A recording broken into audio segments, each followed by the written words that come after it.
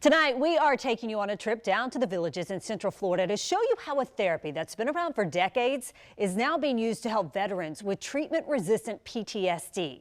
And while there is debate in the medical community about its effectiveness for treating PTSD, the doctor I spoke with says the research is promising.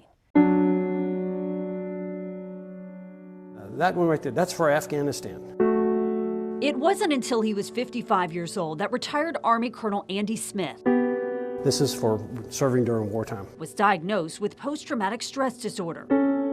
PTSD is cumulative. While he says it wasn't debilitating for him, there were nightmares he couldn't stop. Terrible dreams of incidents that happened in the past that just won't go away.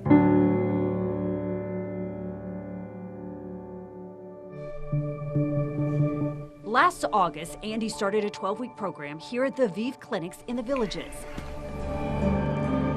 2 hours a day, 5 days a week, he sat inside this hyperbaric oxygen chamber that looks like an airplane cabin. Hyperbaric oxygen therapy basically uses 100% oxygen in a pressurized environment to get a significant higher concentration of oxygen to the cells that need it. Dr. Mohammed El-Amir, a board-certified internal medicine physician, says the treatment also includes cognitive training and a physical and dietary plan. While Andy was doing the HBOT therapy, he played games on a tablet to help stimulate parts of his brain. PTSD is not just a psychological disease. There are changes in the brain as a result of the trauma of war, for example, even in the absence of a physical trauma to the head. Hyperbaric oxygen therapy has traditionally been used for things like helping wounds heal and treating decompression sickness from scuba diving.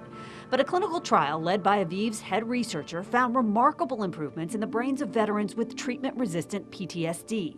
The results of the study were published in February. We were able to change the chemistry and the physiology of the brain so that the majority of those veterans no longer met the criteria for PTSD and they were able to help their symptoms. Dr. El-Amir says fluctuating oxygen levels in a specific protocol can stimulate the body to make new cells. If we want to grow new cells in the brain, we can now do it. If we want to grow new blood vessels to help blood flow to the brain or the heart or whatever it is, we can do that now as well. Since going through HBOT therapy, he says Andy's brain function has improved by about 30%. What I saw afterwards was a healing of his wounds, improvement of function. HBOT therapy is expensive and it's not covered by insurance to treat PTSD.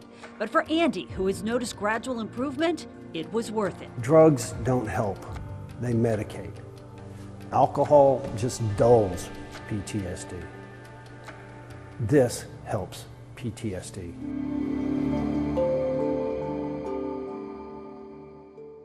Now, HBOT has not been cleared by the FDA to treat PTSD. You can read more about this therapy and the studies that have been done in this story on firstcoastnews.com.